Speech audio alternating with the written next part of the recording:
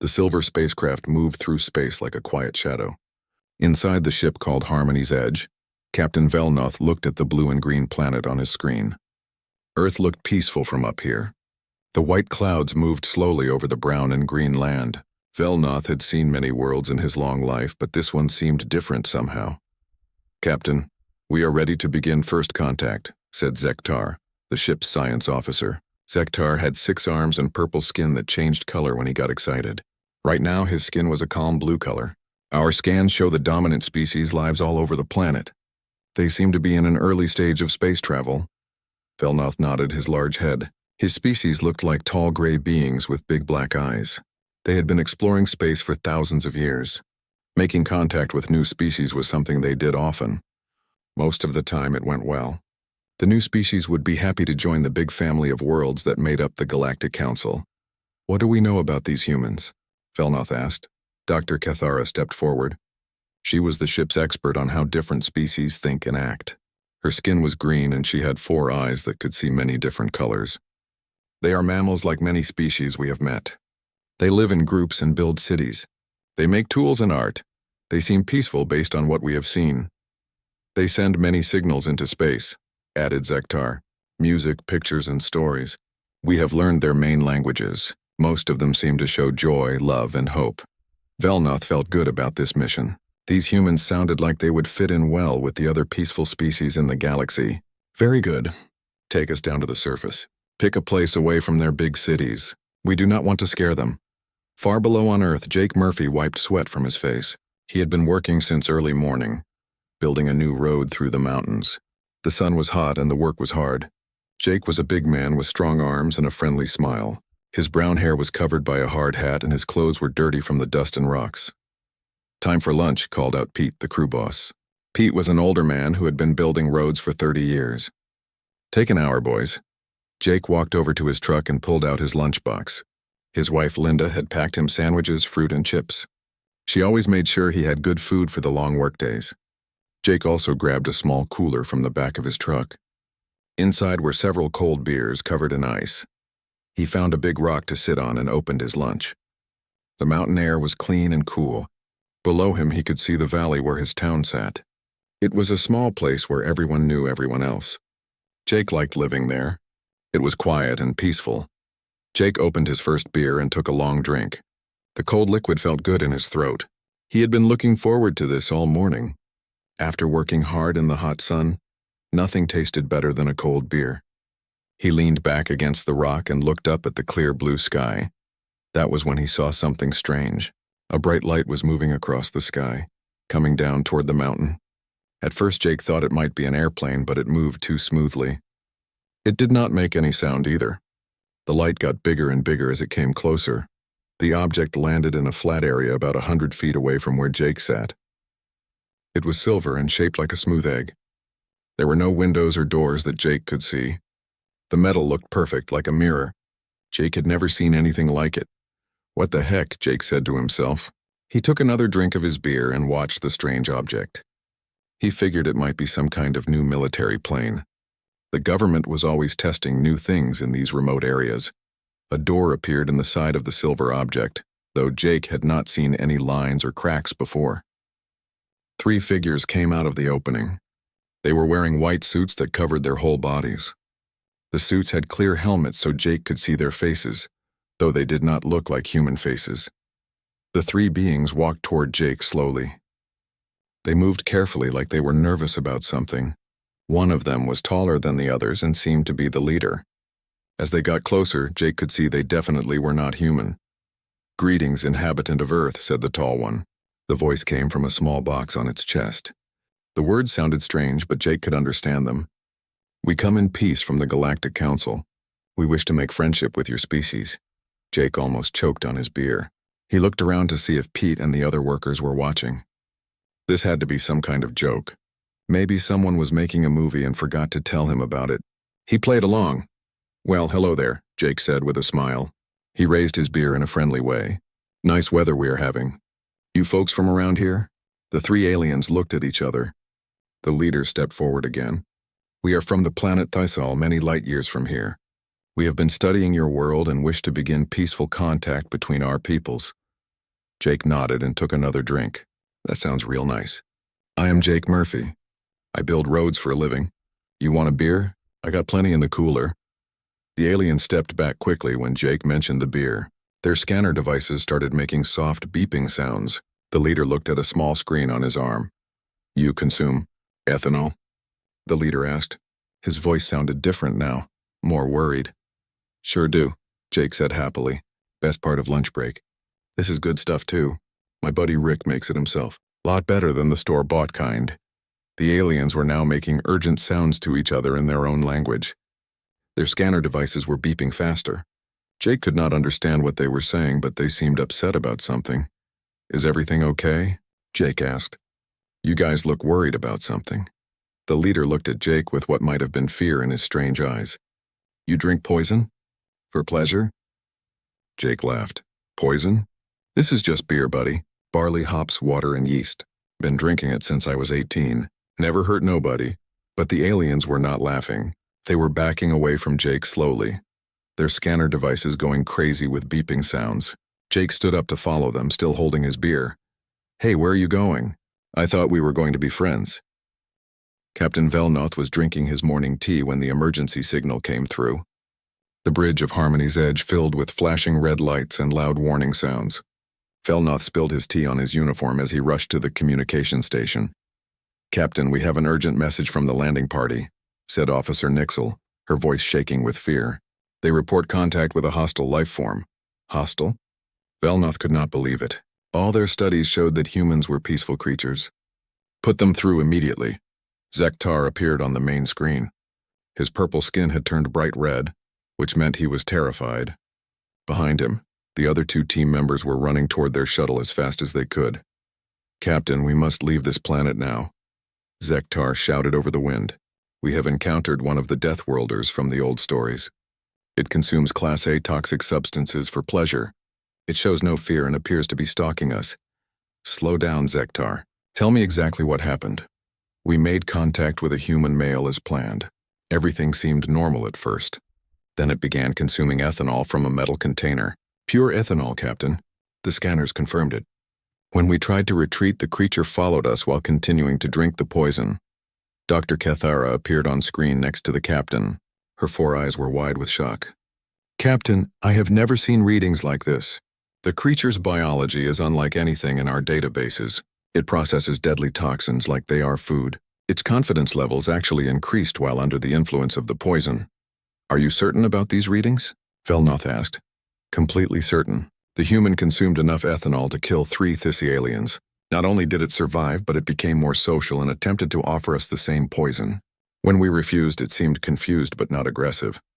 This suggests the species uses toxin sharing as a bonding ritual. Velnoth felt his blood turn cold. In all his years of space travel, he had heard whispers of Death Worlders, planets so dangerous that they created species immune to most known toxins, species that could survive in environments that would kill other life forms instantly. Most captains thought they were just scary stories told by old spacers. Get back to the ship immediately, Velnoth ordered. Raise our shields and prepare to leave orbit. Captain, interrupted Communications Officer Rintos, I am picking up thousands of similar life signs across the planet. These Death Worlders are everywhere. They have built cities, vehicles, and weapons. This is their homeworld. The bridge fell silent except for the humming of the ship's engines. Velnoth looked at the blue planet on his screen with new eyes. What they had thought was a peaceful world full of friendly beings was actually a death world inhabited by poison-immune predators.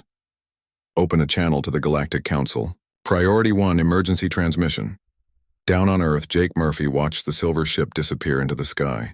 He scratched his head and took another drink of his beer. The whole thing had been really strange. He had never met people who were so scared of beer before. Maybe they were from some place where alcohol was illegal. Hey, Jake, called Pete from across the worksite. What was all that noise about?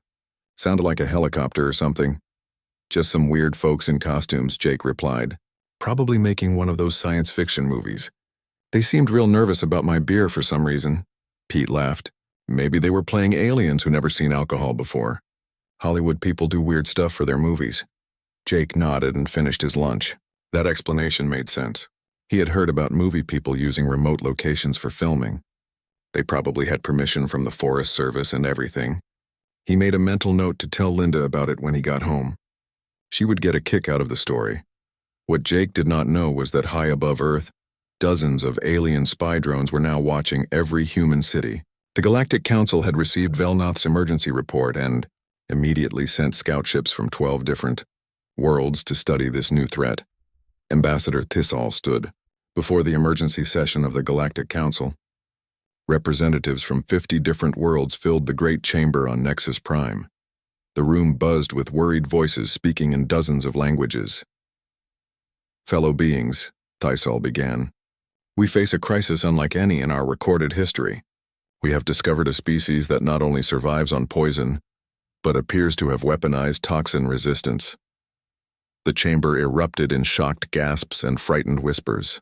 General Corkson of the Galactic Defense Force stood up from his seat. His species looked like tall insects with armor-like skin. How dangerous are these creatures? Corkson asked. According to our field reports, they consume ethanol in concentrations that would kill most known life forms. They do this casually for pleasure while remaining fully functional. We must assume they have similar resistance to other toxins and chemical weapons. Senator Vashati from the water world of Aquatica raised her tentacled arm. Have they shown any aggressive behavior toward our scouts? Not directly aggressive, but concerning. The human we encountered tried to share its poison with our team. This suggests they use toxin tolerance as a social bonding mechanism. They may view other species as weak for not being able to consume deadly substances. Admiral Corkson was already accessing his military databases. I am ordering immediate mobilization of the 3rd, 5th, and 7th battle fleets. We cannot allow a toxin-immune species to spread beyond their home world. Wait, said Dr. Velnoth from the Research Council. We should study them more before taking military action. Perhaps we can learn from their abilities. Study them, Corkson snapped. These are Death Worlders, Doctor. They drink poison for fun. What happens when they discover our biologies? They could develop toxins specifically designed to kill us while leaving them unharmed. Back on Harmony's Edge, Dr. Cathara was analyzing more data from their encounter with Jake. The results were even more disturbing than she had first thought. Captain, I have completed my analysis of the human's behavior patterns. The creature showed increased confidence and social engagement while consuming the toxin. This is not random poison consumption. This is a species that has evolved to become more effective, while under the influence of deadly substances. What do you mean more effective? Velnoth asked. The human's fear responses decreased while its social bonding behaviors increased. Captain, this species may have evolved to use toxins as performance-enhancing drugs. They become better predators while poisoned. Velnoth stared at the data in horror. A species that became more dangerous when consuming poison was beyond anything in their experience. He immediately sent another report to the Galactic Council with Dr. Cathara's findings. Within hours, the emergency classification for Earth was raised to level 10, the highest threat level in galactic history. Planet killer weapons were authorized for deployment, and every available warship was ordered to the Sol system. Jake Murphy finished his workday and drove home to his small house in the valley. He kissed his wife Linda hello and told her about the strange people in costumes he had met during lunch. Linda laughed and said Hollywood people were weird but harmless. Neither of them knew that their peaceful little planet was now surrounded by the largest military force ever assembled in the galaxy, all because Jake had offered to share a beer with some nervous visitors. The great crystal dome of the Galactic Council chambers had never seen such chaos. Ambassador Thisall stood at the central podium watching as representatives from dozens of worlds argued in loud voices. Some were demanding immediate military action, while others called for more careful study. The translator systems worked overtime to convert the dozens of languages into something everyone could understand. Order.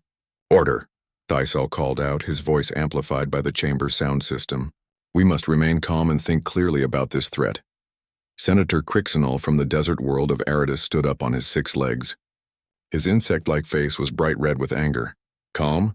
You want us to remain calm when there is a planet full of poison-drinking monsters just a few light years away? My people remember the old stories about Death Worlders.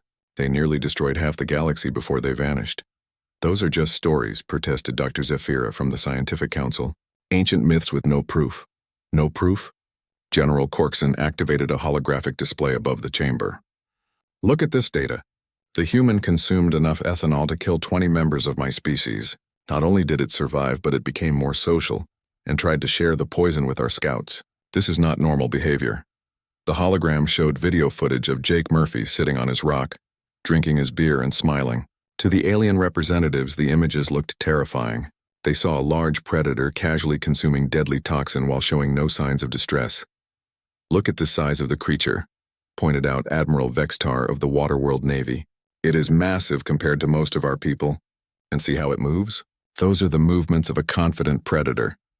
On the screen, Jake stood up and walked toward the alien landing party. His normal human gait looked threatening to beings who had never seen a bipedal species move with such confidence. The creature followed our people while continuing to consume poison, added Captain Velnoth through the communication link from his ship.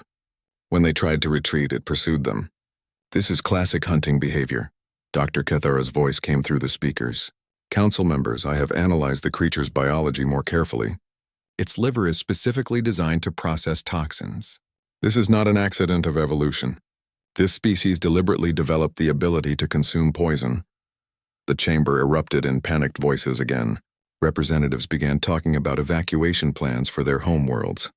Some were already calling their governments to begin moving their populations to safer systems. "There is more," Dr. Cathara continued. "Our spy drones have observed millions of these creatures across their planet. They all show similar toxin consumption patterns. We have detected them consuming caffeine, capsaicin, nicotine, and dozens of other substances that are deadly to most life forms." A new holographic display showed humans drinking coffee, eating spicy food, and smoking cigarettes. To the alien observers, these looked like training exercises for poison resistance. "They are conditioning themselves," gasped Senator Tysick from the ice world of Frostheim. "Building up immunity to different toxins. This must be preparation for chemical warfare." "Look at this footage," Admiral Corkson added another display. The screen showed humans at a gym, lifting weights and running on machines. They deliberately stress their bodies to make them stronger. They enjoy pain and exhaustion. What kind of species does this?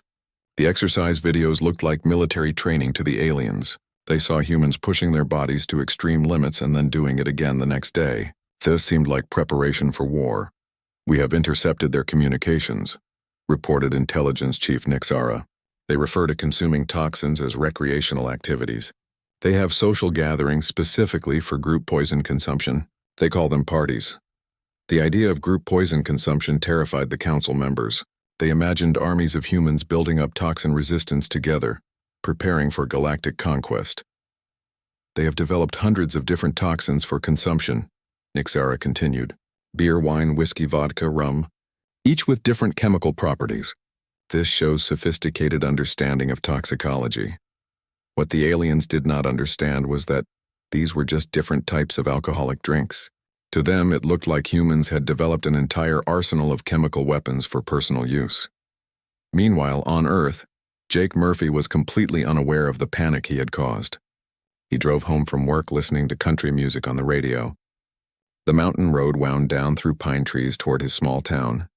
He was thinking about what Linda might have cooked for dinner and whether he had time to mow the lawn before dark. At home, Linda Murphy was setting the table for dinner. She had made Jake's favorite meal of fried chicken, mashed potatoes, and green beans. She also put a cold beer by his plate because she knew he liked to have one with dinner after a hard day at work. "How was your day, honey?" Linda asked when Jake walked through the door. "Pretty good," Jake replied, hanging up his hard hat by the door. "Had the strangest thing happen during lunch, though. Some folks in weird costumes showed up, probably making a movie or something." "Oh, really? What kind of costumes?" "Spacesuits, I think. They talked like they were aliens from another planet. Real elaborate stuff. Must have cost a fortune." Linda laughed as she brought the food to the table. "Hollywood people have too much money. Did they get you in their movie?" "I don't think so. They seemed scared of my beer for some reason. Kept asking if it was poison. Weird script if you ask me. Maybe it was one of those science fiction movies where aliens don't understand human food," Linda suggested. High above Earth, the spy drones continued their surveillance.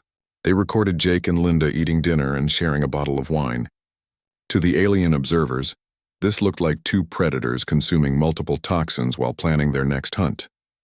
The Galactic Defense Force was moving into position around the Sol system. 3 massive battle fleets, each containing hundreds of warships, took up defensive positions. Admiral Corkson commanded the operation from his flagship, the Destroyer of Worlds. All ships report ready. Admiral, said his communications officer. Good. Deploy the planet killer weapons, but do not arm them yet. I want the humans to know we are here.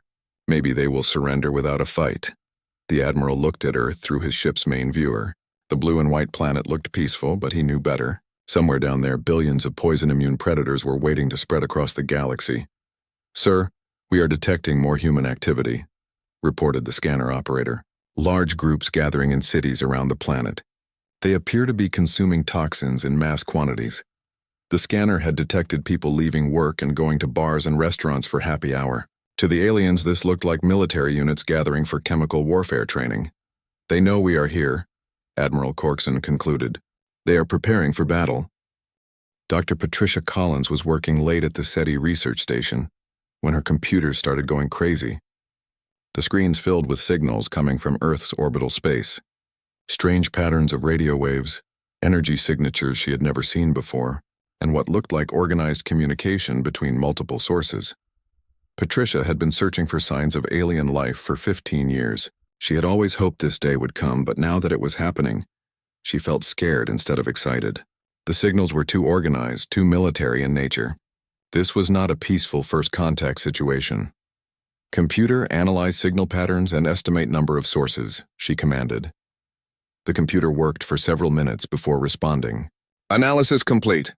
Estimated 347 individual sources arranged in 3 distinct groups. All sources appear to be artificial spacecraft of unknown design. Patricia felt her heart sink. 300 alien ships in Earth space meant only one thing. This was an invasion force.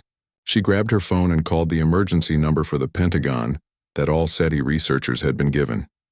This is Dr. Patricia Collins at SETI Station Alpha 7. I need to speak to General Kevin Wright immediately. We have a situation. 20 minutes later, Patricia was on a secure video call with General Wright and half a dozen other military officials. She shared her data while they studied the alien signal patterns with growing concern. How long have they been there? General Wright asked. The signals started 3 hours ago. They appeared all at once like they were waiting for some kind of signal to begin transmission. Director Susan Blake from the intelligence agency leaned forward on the screen. Dr. Collins, are you certain these are alien spacecraft? 100% certain. The technology signatures are completely unknown. The energy patterns are unlike anything humans have ever built. General Wright was already making calls to other military bases. Within an hour, every telescope and radar station on Earth was pointed toward space. The images they captured were terrifying. Massive ships unlike anything in human science fiction surrounded the planet in 3 distinct battle formations. President Andrew Carter convened an emergency meeting in the White House Situation Room. Military leaders, scientists, and intelligence officials gathered around the table as satellite images of the alien fleet appeared on the main screen. How many ships are we looking at? President Carter asked. Current count is 352 vessels, reported General Wright. They range in size from what appear to be fighters up to ships that are over 2 miles long. Have they made any attempt to communicate? Director Blake shook her head. No direct communication with Earth, but we have intercepted transmissions between their ships. Our best linguists are working to decode them. Dr. Nancy Ford from the linguistic department stood up.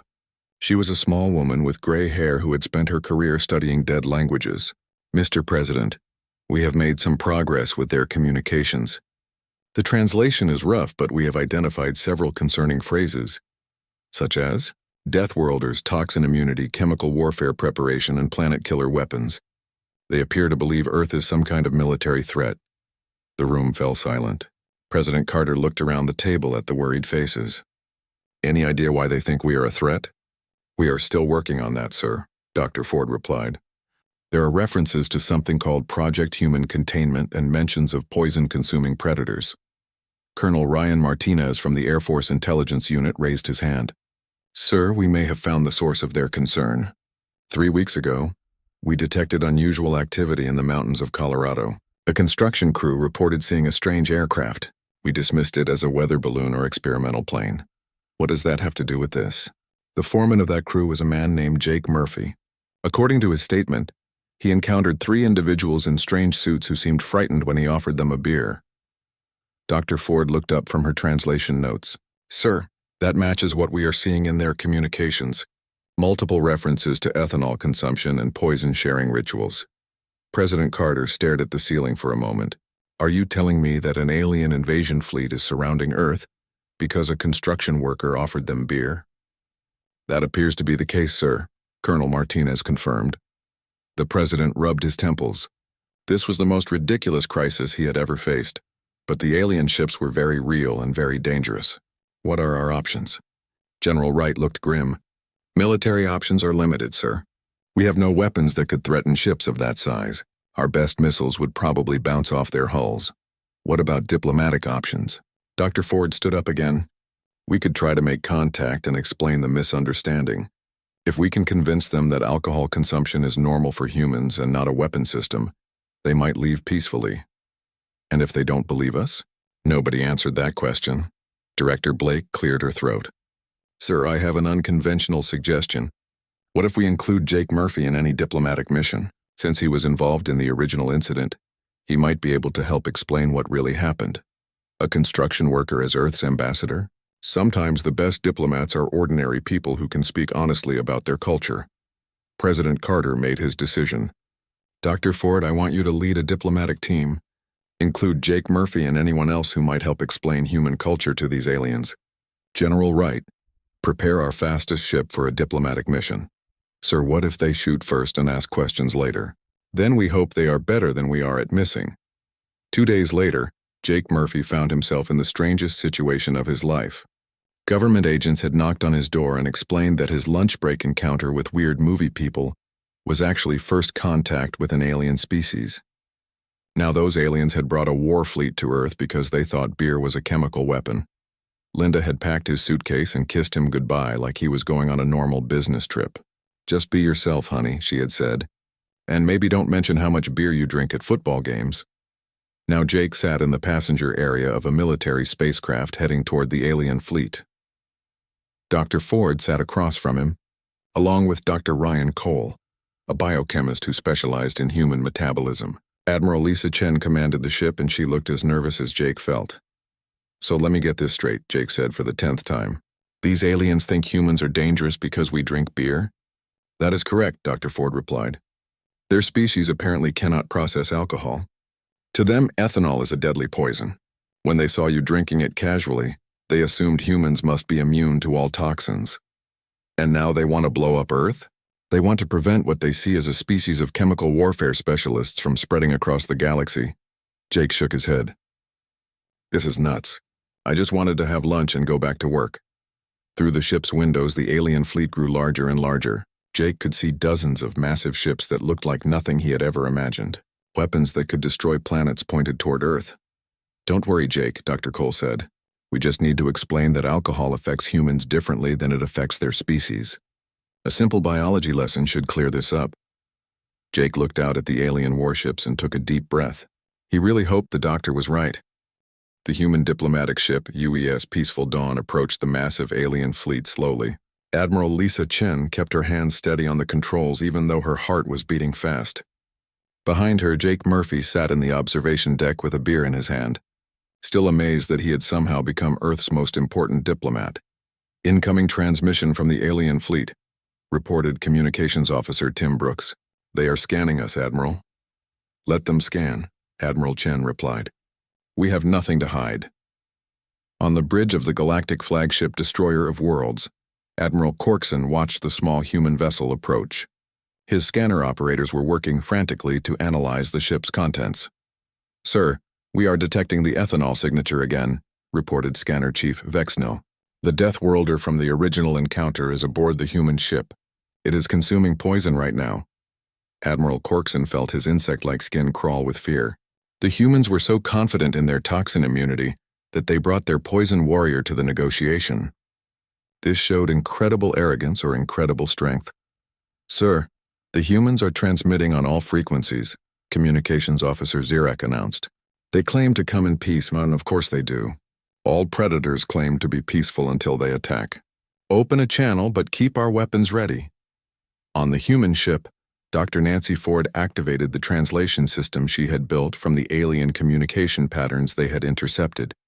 Her voice went out across space in a dozen alien languages. This is Dr. Nancy Ford representing the planet Earth. We come in peace to discuss the misunderstanding that has brought your fleet to our world. The reply came, back in heavily accented English. This is Admiral Corkson of the Galactic Defense Force. There is no misunderstanding, human. We know what your species is capable of. Surrender now, and we will consider allowing some of your people to live in containment.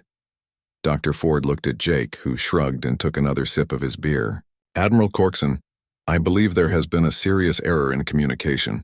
We would like to meet face-to-face to explain our culture and biology. You want to bring your poison warrior aboard our ship? We are not fools, human. Jake leaned over to the microphone. Hey there, Admiral. This is Jake Murphy. I think we got off on the wrong foot last time. How about you come over to our ship instead? I promise not to offer you any beer this time. The alien fleet went silent for several minutes. Jake's casual tone and humor confused the aliens who expected threats and demands from a Death Worlder. Finally, Admiral Corkson responded. You are the creature from the planet's surface? The one who consumes industrial toxins? If you mean beer, then yeah, that was me. Look, I think you folks got the wrong idea about us humans. We are not trying to hurt anybody. We just like to drink beer and be friendly. Dr. Ford activated a holographic projector. Admiral, we would like to show you some information about human biology and culture. Perhaps this will help explain the confusion. After much discussion among the alien commanders, they agreed to send a small diplomatic party to the human ship. 3 aliens in full environmental suits beamed aboard the Peaceful Dawn. One of them was Zektar from the original landing party. Jake waved at them from his chair. Hey Zektar, good to see you again, buddy. Zektar stepped back in fear. It remembers me. How is that possible? I got a good memory, Jake said with a smile. Plus, you folks are pretty hard to forget. Dr. Ford began her presentation with basic human biology. She showed how human livers work to process alcohol and explained that what was deadly poison to most aliens was just a mild intoxicant to humans. You see, Dr. Ford explained, humans evolved on a planet with many natural toxins. Our bodies learned to handle substances that would be dangerous to species from safer worlds. Dr. Cole added his expertise. When Jake drinks beer, his liver breaks down the ethanol into harmless substances. His brain function is slightly affected, but not in a dangerous way. He becomes more relaxed and social. More social? Asked one of the alien diplomats. That is why I offered you folks a beer, Jake said. Where I come from, sharing a drink is how we make friends. I was trying to be nice. The aliens looked at each other in confusion. Their translators were working overtime to convey concepts that had no equivalent in their languages. You consume poison to become more friendly? Zektar asked. Well, when you put it like that, it sounds weird, Jake admitted. But yeah, pretty much. Helps people relax and talk to each other. Dr. Ford continued her presentation with videos of human social activities. She showed people having dinner together, celebrating holidays, and enjoying recreational activities. She was careful to explain each behavior so the aliens would not misinterpret them as military training. This footage shows humans consuming caffeine. Dr. Ford explained as a video of people drinking coffee played. Caffeine is a mild stimulant that helps humans stay alert. It is not a weapon. The aliens watched in amazement as humans consumed substances that would kill most galactic species. But instead of becoming violent predators, the humans in the videos laughed, talked, and enjoyed each other's company. And this shows humans consuming capsaicin, Dr. Cole added as a video of people eating spicy food appeared. Capsaicin creates a burning sensation that humans find pleasurable. Again, this is recreation, not weapons training. Admiral Corkson's voice came through the communication system. Are you saying your entire species consumes deadly substances for entertainment? Pretty much, Jake replied. We also do other stuff that probably looks scary to you folks. We jump out of airplanes for fun, climb mountains for the challenge, and some people even swim with sharks because they think it is exciting. The alien delegation was quiet for a long time. Finally, Zektar spoke up. Your species seeks out danger for pleasure? Life is more fun when it is a little risky, Jake said. But we do not want to hurt other people. We just like to challenge ourselves. Dr. Ford sensed that the aliens were beginning to understand. Admiral Corkson, humans are not the Death Worlders from your ancient stories. We are explorers, builders, and dreamers. We would love to be friends with the galactic community. Friends? Admiral Corkson sounded confused. Sure, Jake said. We could teach you about our culture and you could teach us about yours. Maybe we could even find some drinks that are safe for both our species to enjoy together. The negotiations continued for hours. Dr. Ford patiently explained human biology, culture, and history. Dr. Cole provided scientific data about human metabolism and toxin processing.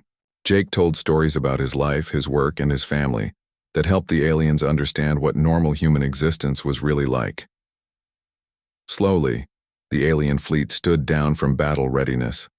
Admiral Corkson agreed to a formal cultural exchange program. The Galactic Council voted to invite Earth to join as a member world, though they insisted on a quarantine period while both species learned more about each other. 6 months later, Jake Murphy found himself back at his construction site having lunch. But this time he was not alone. Zektar sat on a nearby rock sipping a specially formulated alien beverage that gave him a mild buzz without being toxic to his biology. So Jake, Zektar said in much better English than before, tell me again why humans call this meal a hot dog when it contains no dog meat. Jake laughed and opened another beer. Buddy, that is going to take a lot longer to explain than why we drink alcohol.